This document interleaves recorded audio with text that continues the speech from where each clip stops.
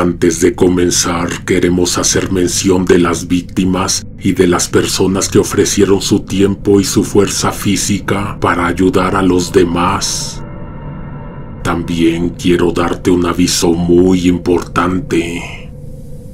En este video se escucha la alerta sísmica. Te aviso ahora para que no te vaya a agarrar desprevenido. Es más, aquí te dejo un contador de tiempo para que sepas el momento exacto en el que va a sonar. Sin más por el momento, apaga las luces o cierra los ojos, ponte tus audífonos y que venga la oscuridad.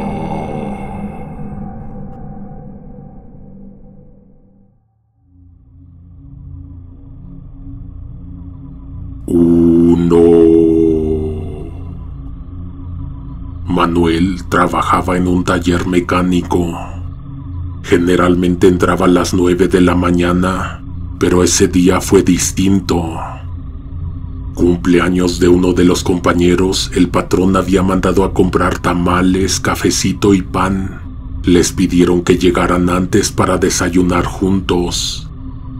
No pasaron ni 2 minutos de que se sentaron a la mesa, cuando empezó el temblor. Primero un retumbo sordo, como si un tráiler hubiera pasado rozando la fachada.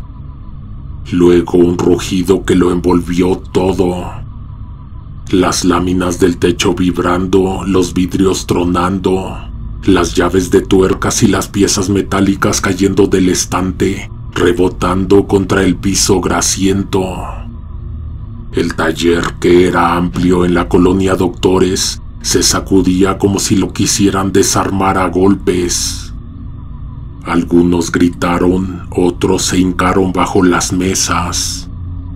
El polvo bajó del entretecho mezclado con el olor a aceite quemado. El patrón, pálido, apenas se calmó un poco la cosa, les dijo: váyanse a ver a sus familias, mañana se presentan a pasar lista y vemos cómo va a estar la cosa, si es que todavía hay taller.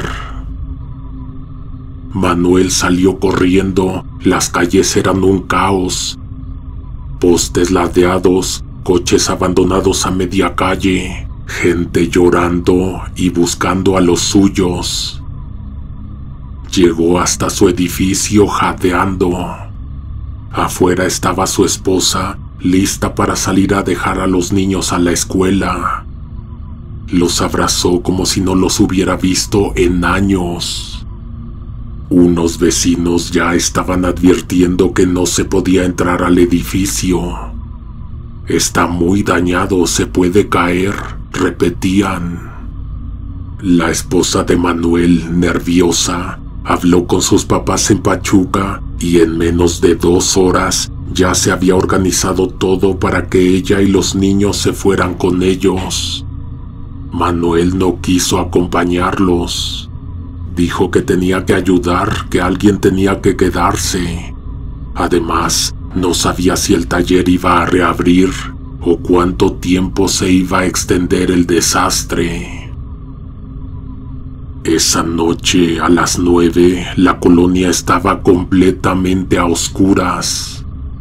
Manuel había pasado la tarde ayudando en la remoción de escombros de un edificio colapsado a 4 cuadras de su casa.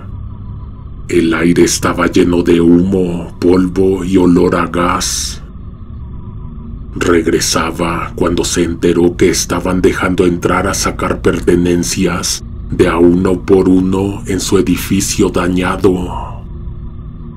Se encaminó con paso firme, pero a medio trayecto lo interceptó una van, una combi blanca que frenó brusco junto a él. El que manejaba era un cliente del taller, alguien que se llevaba bien con Manuel. Bajó la ventanilla y sin rodeos le dijo: ya fui a buscarlos al taller, primero quería saber si estaban bien, pero también necesito un paro urgente. Es trabajo de ahorita, no se puede esperar.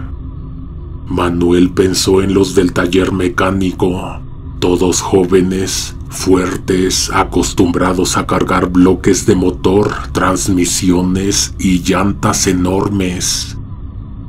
Eran de confianza y en un momento así, lo más difícil no era conseguir brazos, sino gente que no se rajara.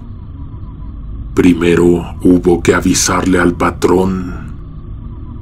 Los teléfonos seguían muertos, líneas colapsadas, y no todos tenían teléfono en su casa. Tuvieron que ir uno por uno tocando puertas, despertando familias enteras que todavía temblaban por lo que había pasado en la mañana. Terminaron reclutando a 7 de los 10 que trabajaban en el taller. La oferta era demasiado tentadora, 10 veces lo que cobraban en una quincena. En tiempos de desastre, con el dinero haciéndose humo y la comida escaseando, esa cifra sonaba a salvación. La mayoría hubiera preferido quedarse cerca de los suyos, pero la necesidad manda. Los llevaron a Tepito, calles en ruinas, casas abiertas, techos colapsados, polvo todavía suspendido en el aire. El edificio que les señalaron estaba en medio de otros tantos derrumbados. La diferencia era que este estaba deshabitado. No había ningún vecino llorando por parientes, ningún alboroto de voluntarios. Silencio. Y silencio en Tepito después de un temblor era sospechoso. Les dijeron que había alguien atrapado, pero a nadie le cuadraba. Si fuera cierto, ya habrían brigadas, topos, rescatistas. No. Esto era otra cosa. Los dueños necesitan sacar algo. Fue lo único que les aclararon, nada más, y por eso les iban a pagar muy bien. Toda la madrugada le dieron con palas, picos y marros. El concreto estaba tan duro que parecía que escarbaban una tumba de piedra. A medianoche apareció un tipo con una retroexcavadora alquilada y ahí empezó a avanzar la cosa. Lo raro fue cuando les entregaron una hoja arrugada con un diagrama hecho a mano. Aún con el trazo torpe, se notaba que estaba bien pensado. Las columnas, los pasillos, el sótano y un círculo marcado en rojo casi en el centro de la estructura.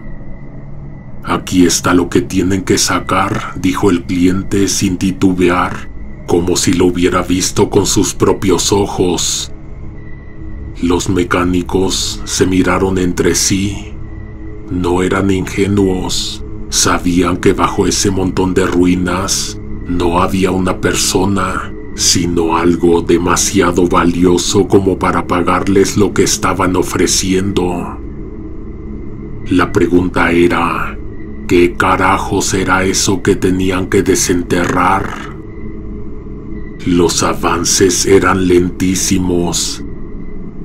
Pasaron 2, 3 días y para entonces ya se habían sumado como 15 personas entre mecánicos, cargadores y hasta 2 chavos del barrio que se apuntaron nomás por lo que iban a pagar.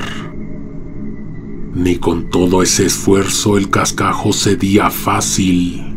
Cada palada parecía regresarles la tierra encima, como si el edificio se resistiera a ser abierto. Manuel empezó a hacer cuentas. A cada uno le daban billetes nuevos cada noche, montones que equivalían a más de un mes de salario en un solo día. Él mismo se sorprendía.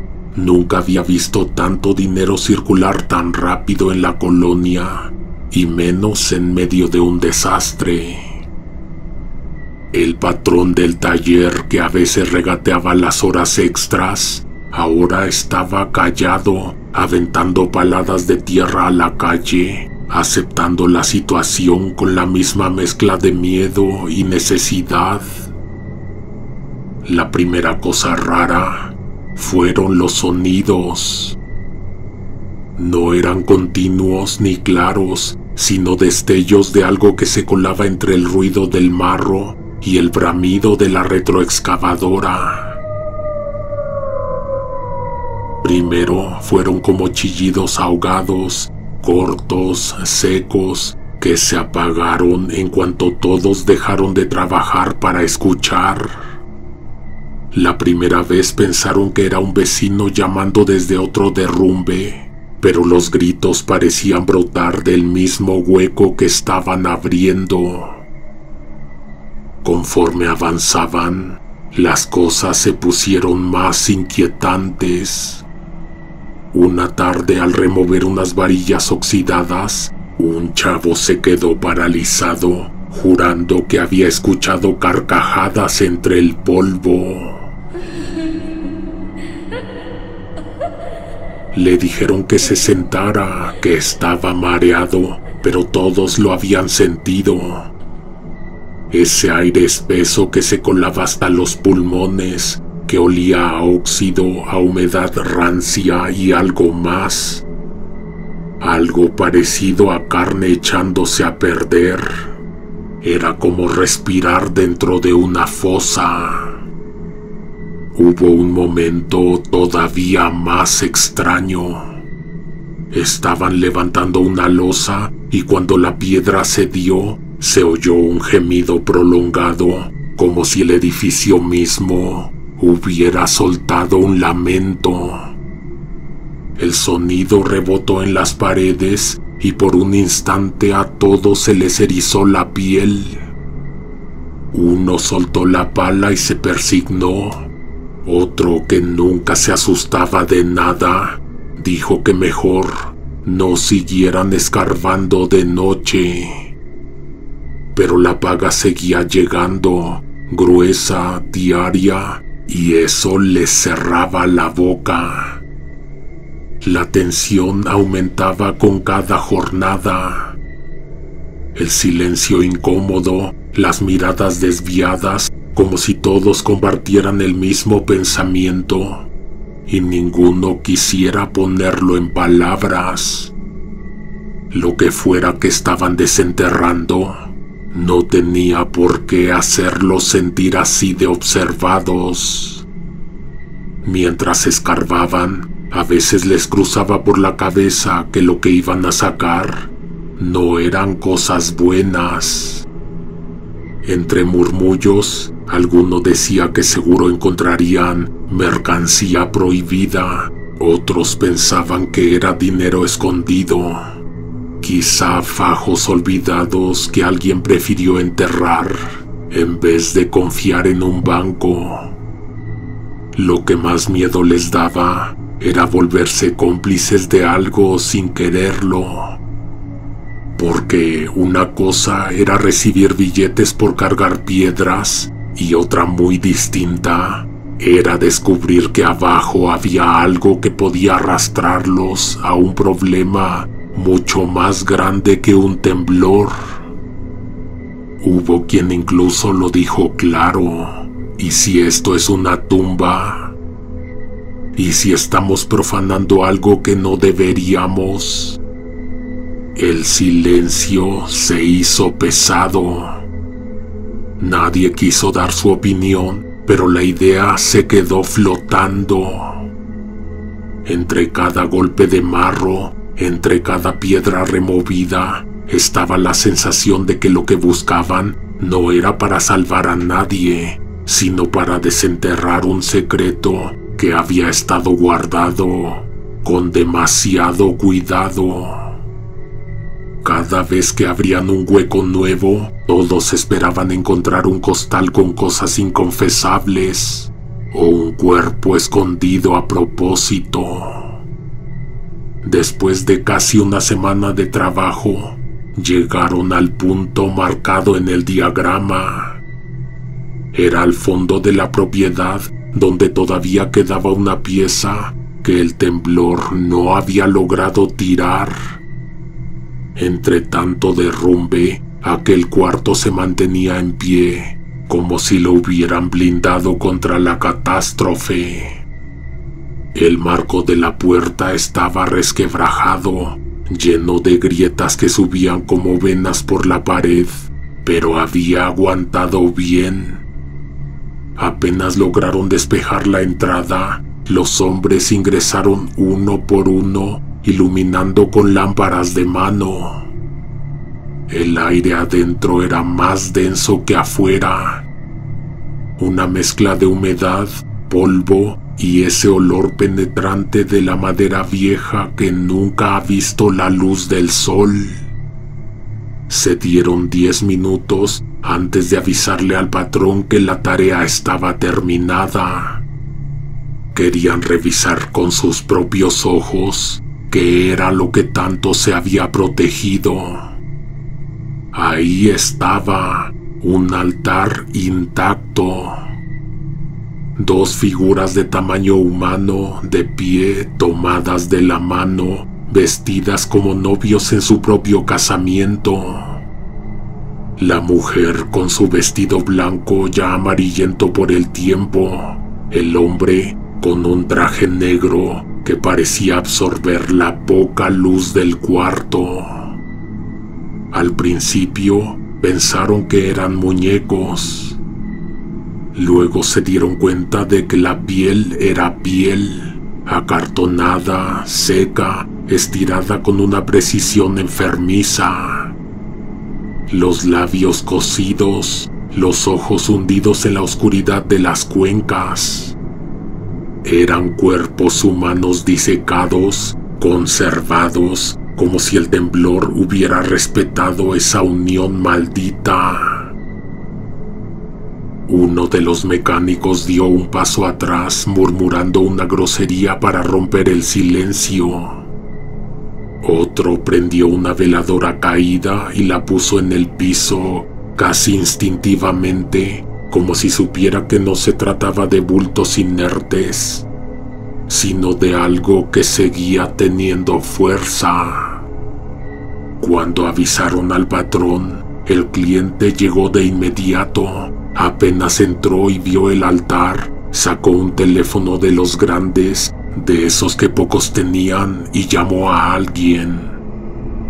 «Ya aparecieron los amuletos», dijo sin titubear. Al rato, afuera empezó a repartir el dinero. Paca tras paca, más de lo que nadie ahí había visto junto en su vida. Se les quedaba viendo uno por uno, como leyendo en sus ojos la pregunta que ninguno se atrevía a hacer. «Son los amuletos de la organización», dijo bajando la voz, soltando un nombre que todos reconocieron y que nadie repetía en voz alta por miedo. «Nos los bendijeron en Cuba, son personas disecadas. Ellos sostienen todo lo que somos. A ellos se les hacen sacrificios cada tanto tiempo. Mientras estén de pie, nada nos va a tumbar». Los mecánicos guardaron silencio. Nadie quiso mirar de nuevo hacia el interior del cuarto. Nadie quiso preguntar qué tipo de sacrificios ni cada cuánto. Lo único que tenían claro era que lo que habían desenterrado no era de este mundo, aunque pareciera perfectamente humano.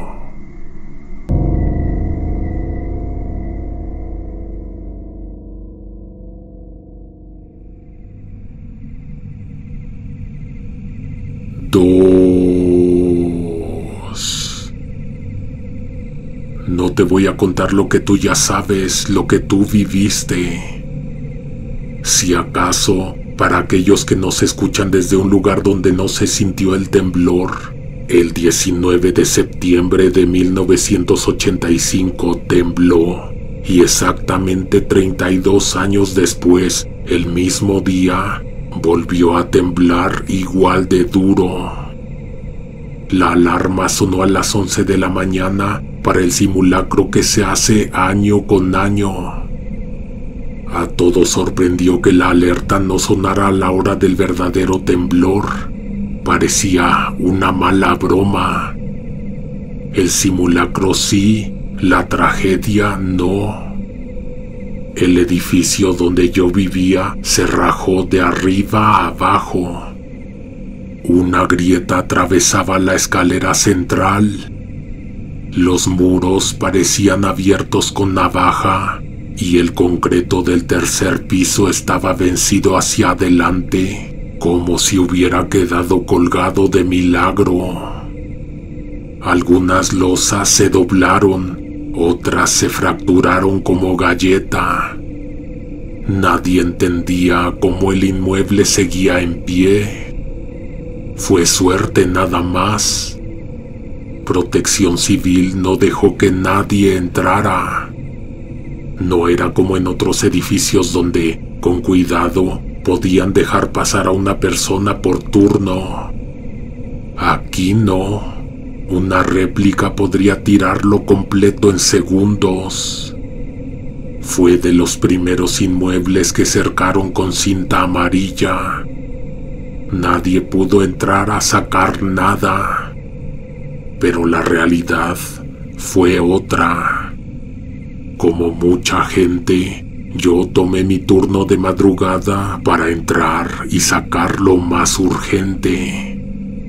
Lo hacíamos bajo nuestro propio riesgo, sabiendo que podíamos quedar enterrados ahí mismo. Claro que no todos se atrevieron.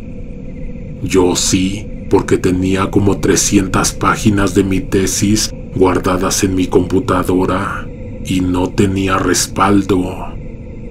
Si se perdía para siempre.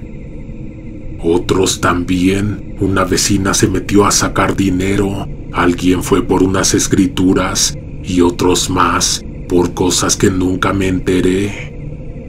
En total seríamos unas 12 personas. Yo pasé al último, como a las 3:30 de la madrugada. Nos movíamos como ladrones, con lámparas pequeñas y mochilas vacías, con el corazón en la garganta. Lo hacíamos con mucho cuidado, sin que nos vieran los policías. Afuera había una patrulla estacionada, pero lo que no contaban los polis era que todos conocíamos la entrada de atrás, por el estacionamiento. El edificio respiraba distinto de noche. No había tráfico, no había gente, solo el crujir del concreto cediendo a su propio peso. Cada paso en las escaleras era un reto. 6 pisos de peldaños agrietados, con pedazos de yeso cayendo apenas uno rozaba la pared. En el tercer piso, llevando la mochila vacía colgando en la espalda y la lámpara en la mano, me paralizó algo extraño.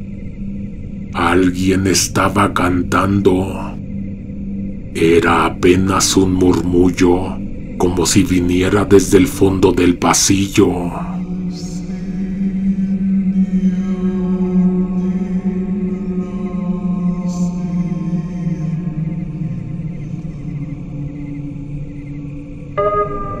Se me heló la sangre.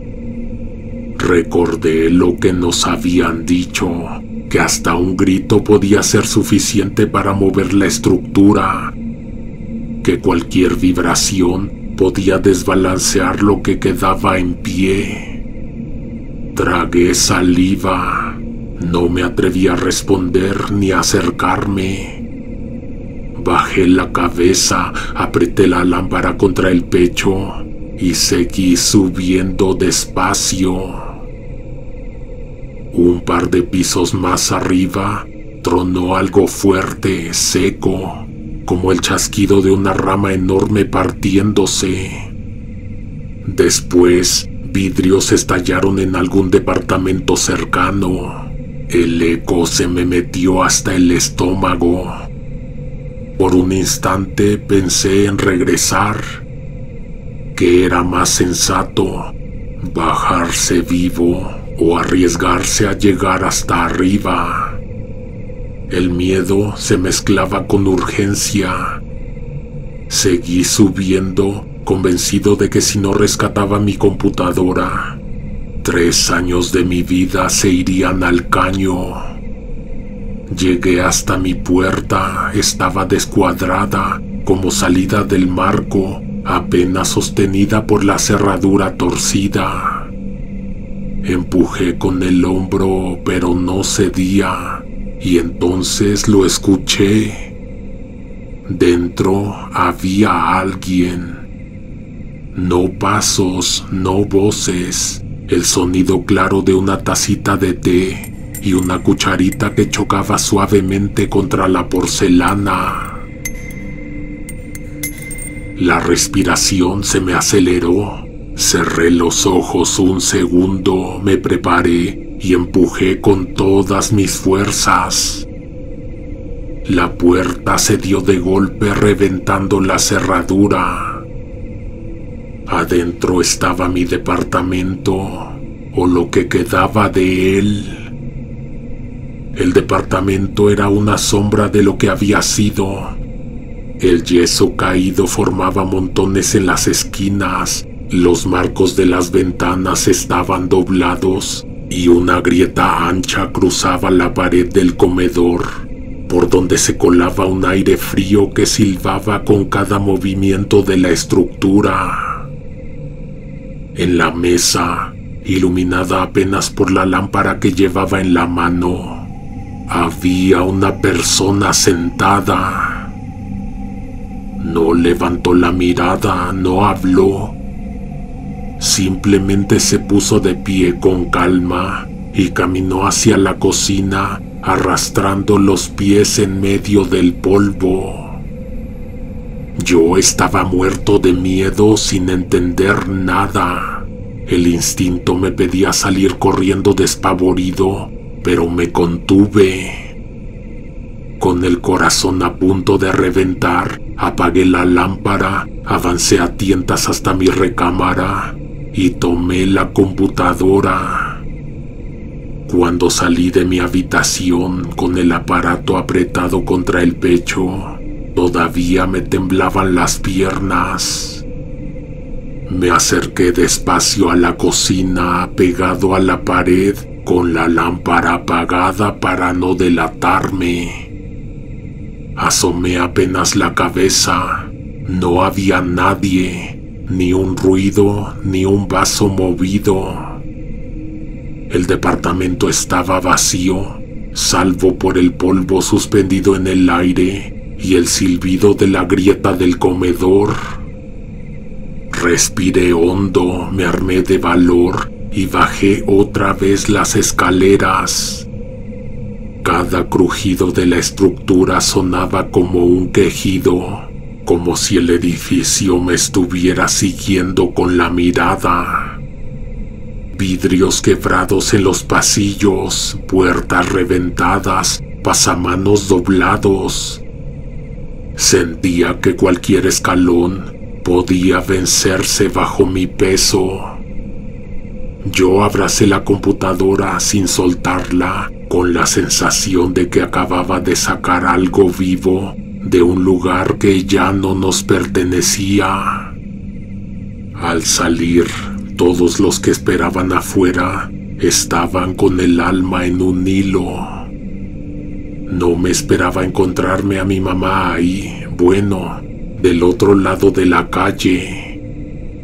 Cuando me vio, corrió a abrazarme con los ojos llenos de lágrimas.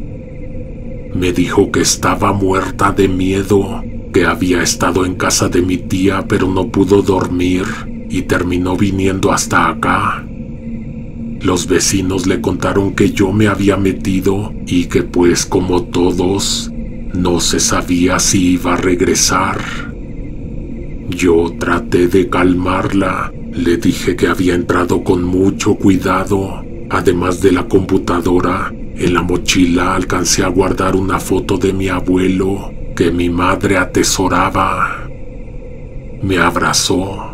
Estuvimos un rato callados hasta que se me ocurrió contarle mi experiencia allá adentro. Lo que me salió de la boca la dejó helada. No me lo vas a creer. Había una persona en el departamento cuando subí. Ella, sin pensarlo, me contestó en automático. Lo mismo te iba a decir yo.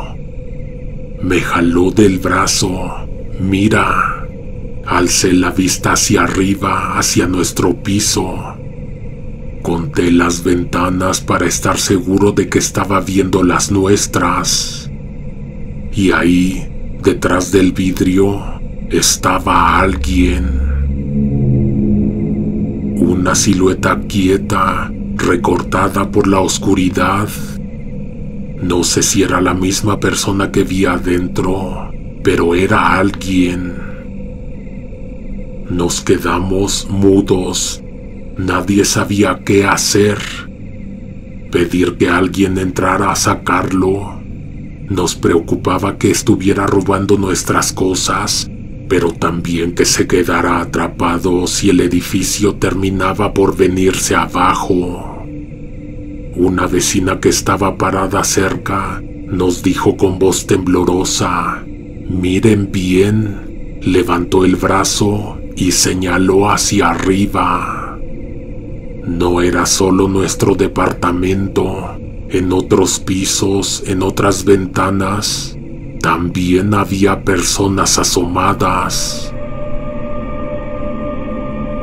Siluetas inmóviles paradas detrás de los vidrios agrietados. Algunas se asomaban apenas, otras parecían estar de pie en medio de cuartos que sabíamos vacíos.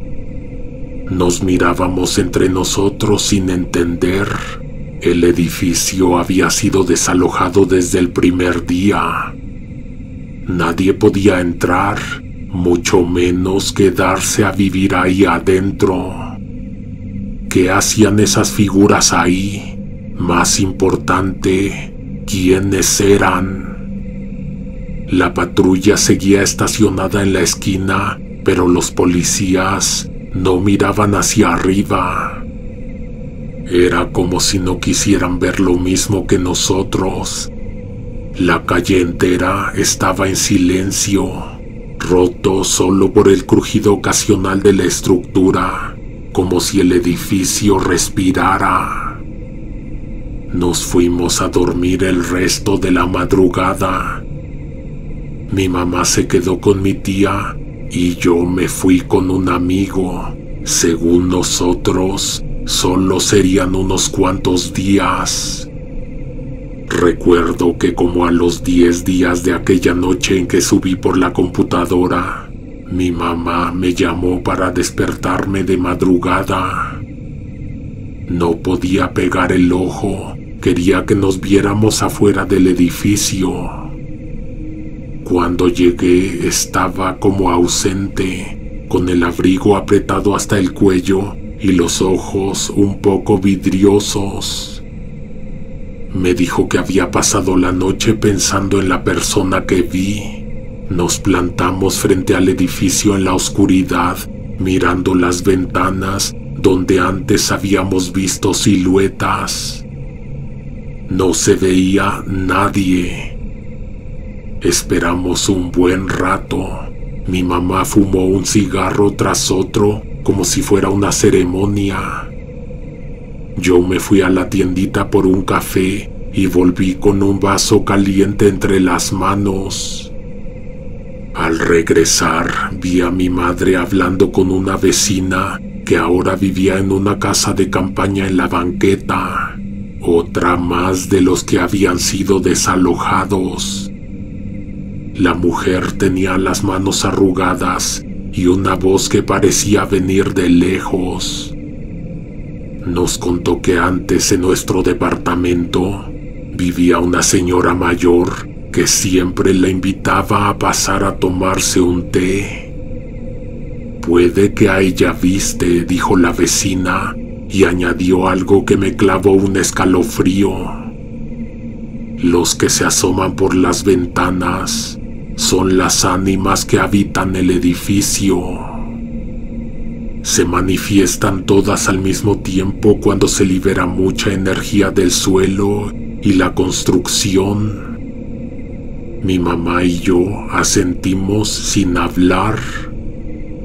La mujer de la tienda de campaña soltó un "puede ser" a medias, como si no quisiera comprometerse con la idea, pero tampoco descartarla. 1 o 2 segundos después, alzamos la vista y miramos alrededor. La calle estaba vacía, el farol parpadeaba, no había nadie junto a nosotros. Nos dio la sensación de que, de habernos quedado, las figuras podrían volver a aparecer. No por maldad, sino por miedo. Tal vez temían que el día en que el edificio se viniera abajo, también se viniera su memoria, su sombra. Y entonces preferían asomarse, comprobar que alguien los veía antes de desaparecer. Esa noche me fui con la sensación de que no solo nos habíamos quedado sin casa, y antes de que derrumbaran completamente el inmueble, cada que pasaba por la esquina no sabía si miraba un cristal roto o una cara clavada en la penumbra.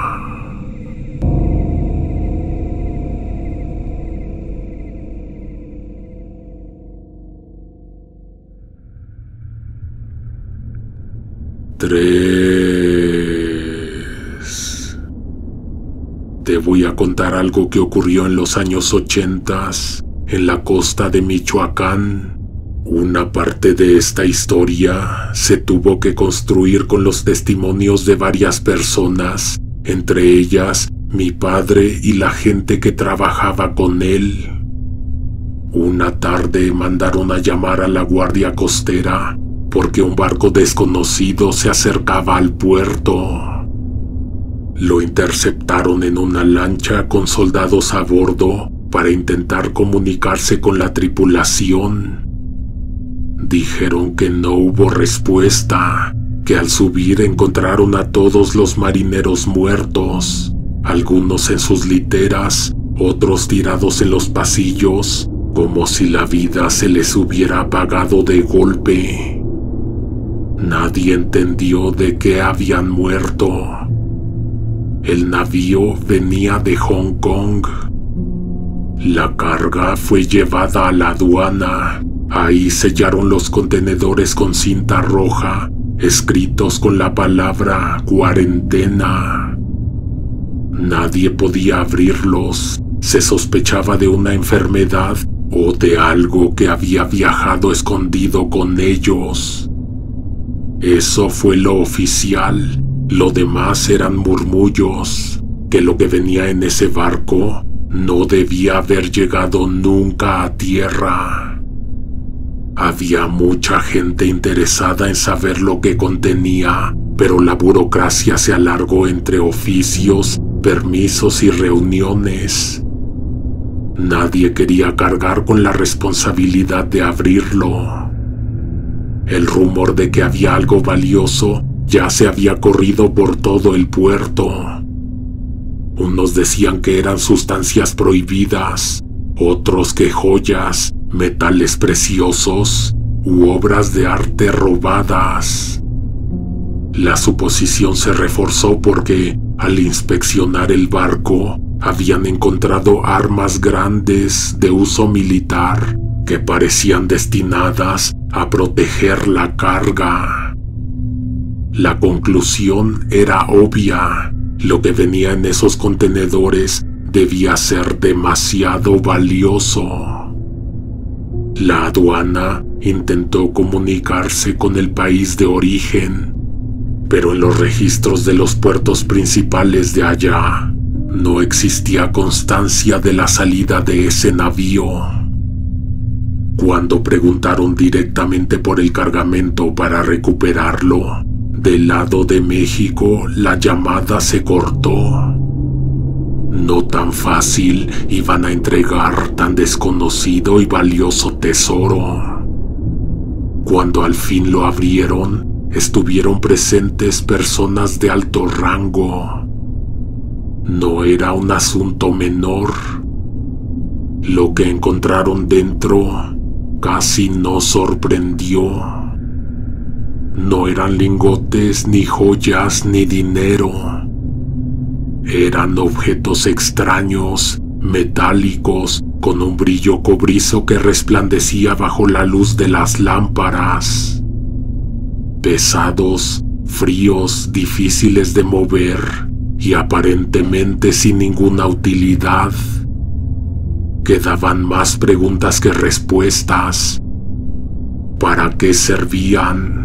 ¿Por qué alguien enviaría esos objetos custodiados por armas? Definitivamente no eran de oro.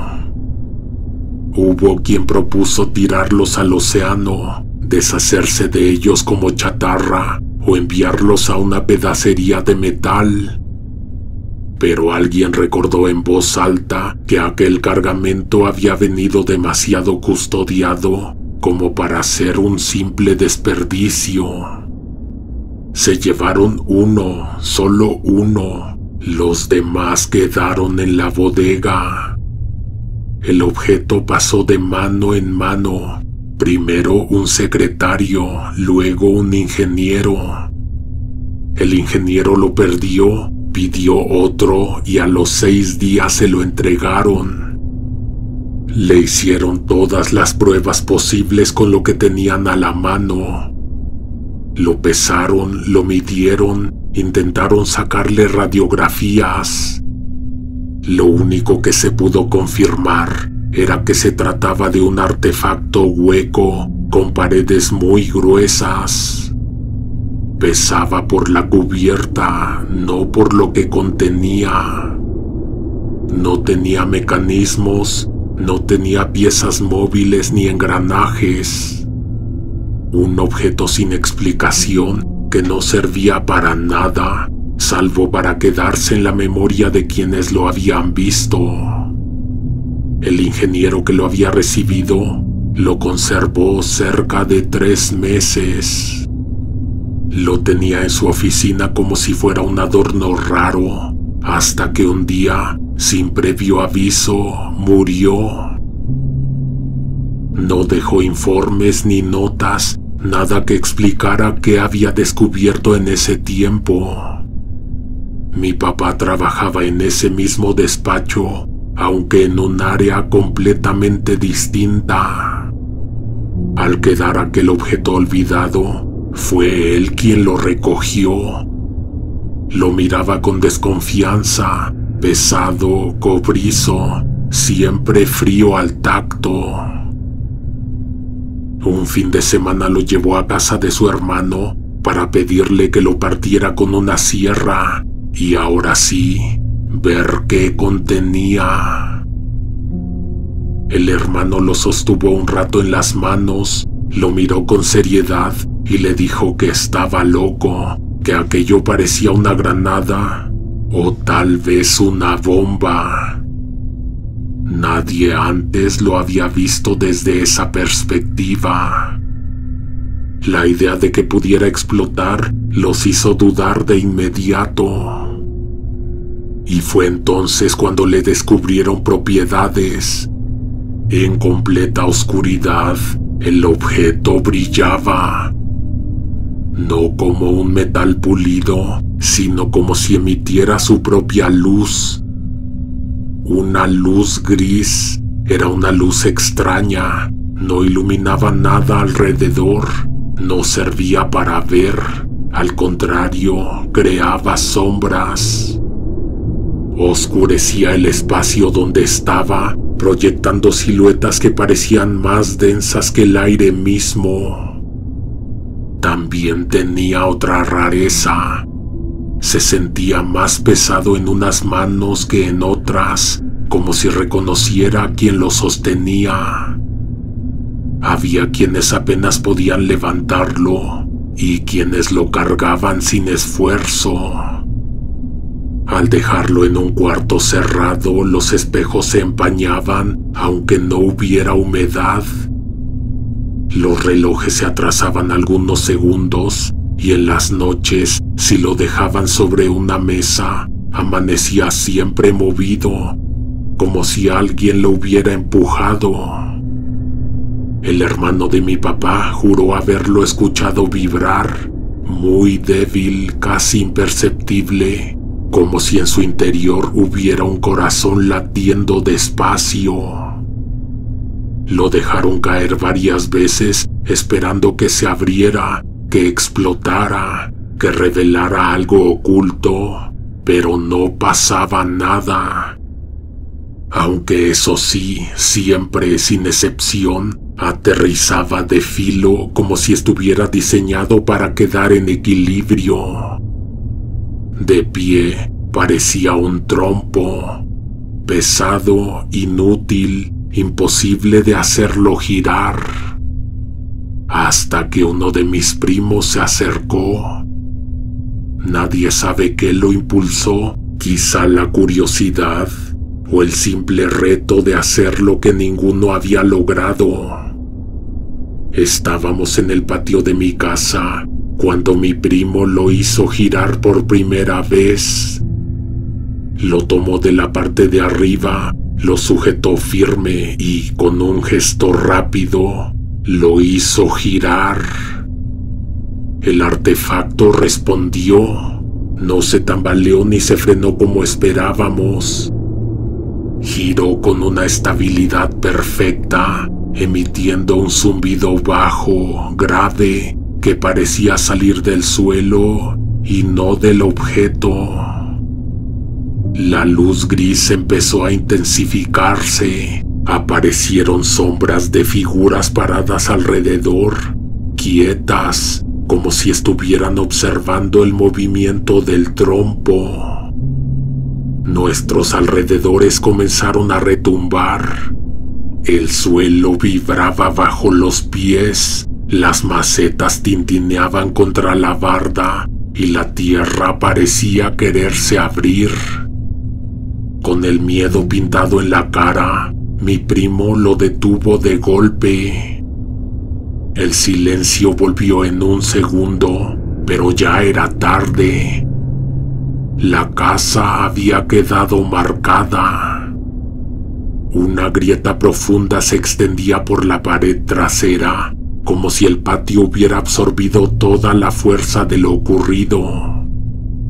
Esa misma noche nos fuimos a quedar a casa de mi tío, ya que nuestra vivienda quedó inhabitable.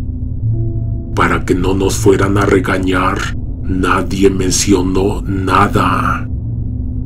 El objeto quedó ahí, abandonado en la sala como un mueble más, y durante semanas ninguno quiso tocarlo.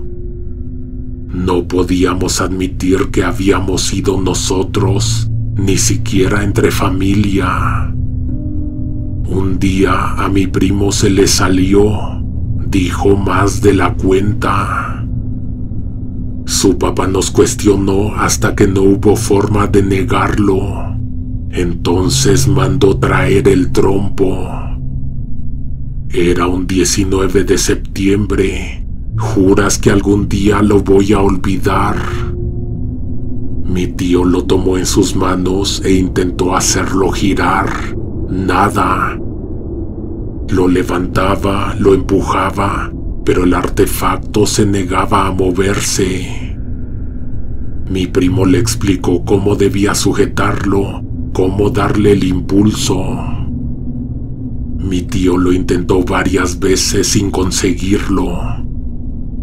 Fue entonces cuando mi primo lo colocó en el suelo, lo tomó de la parte superior, lo sostuvo con 3 dedos y le dio un giro rápido. El aire se volvió espeso, como si de pronto faltara oxígeno. El suelo comenzó a vibrar, las paredes a crujir. La casa entera respondió al movimiento del trompo. La casa, la calle, el cielo.